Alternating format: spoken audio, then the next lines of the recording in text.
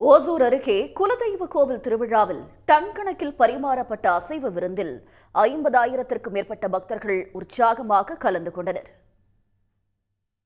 ஒசூர் அடுத்த நல்லூர் கிராமத்தில் கரகத்தம்மா தேவி கோயில் திருவிழாவின் கடைசி நாள் விழாவில் தடபுடலான அசைவ விருந்து நடைபெற்றது. 18 ஆண்டுகளுக்கு பிறகு நடந்த திருவிழாவில் 20,000 கிலோ ஆட்டுக்கறி மற்றும் 10,000 கிலோ கோழிக்கறி கமகமவென சமைக்கப்பட்டு பக்தர்களுக்கு பரிமாறப்பட்டது. அதில் சிக்கன், மட்டன், பிரியாணி, களி, சிக்கன் ஃப்ரை எல்லாமே இருக்குது.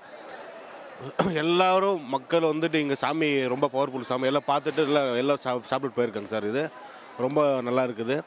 பார்வையாளர்களை நாவூறு செய்யும் உணவுகளை சமைக்க மட்டும் 200க்கும் மேற்பட்ட சமையல் கலைஞர்கள் வரவழைக்கப்பட்டு சிக்கன் பிரியாணி, மட்டன் பிரியாணி, தலைக்கறி, குடல் கறி, ஆட்டுக்கால் பாயா, முட்டை ஆகியவை 50,000க்கும் மேற்பட்ட பக்தர்கள் மற்றும் பொதுமக்களுக்கு பரிமாறப்பட்டன.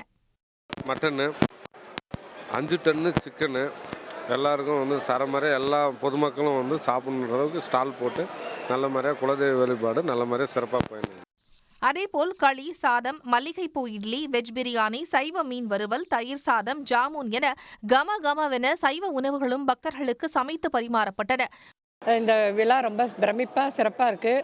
ரொம்ப ஆச்சரியமாக இருக்குது. ஒரு சின்ன ஊருக்குள்ளே இவ்வளோ அளவுக்கு சிறப்பாக கூட்டம் இருக்குது. ரொம்ப நல்லா ஃபுட் ஐட்டமும் ரொம்ப நல்லா இருந்துச்சு. ஒரே நேரத்தில் 2,000 பக்தர்கள் அமர்ந்து உணவருந்தும் வகையில் பிரம்மாண்ட செட் அமைக்கப்பட்டிருந்தது.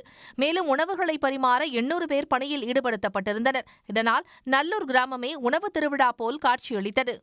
சன் நியூஸ் செய்திகளுக்காக செய்தியாளர் கார்முகில். உடனுக்குடன் செய்திகளை தெரிந்து கொள்ள சன் நியூஸ் பெல் ஐகானை கிளிக் பண்ணுங்க.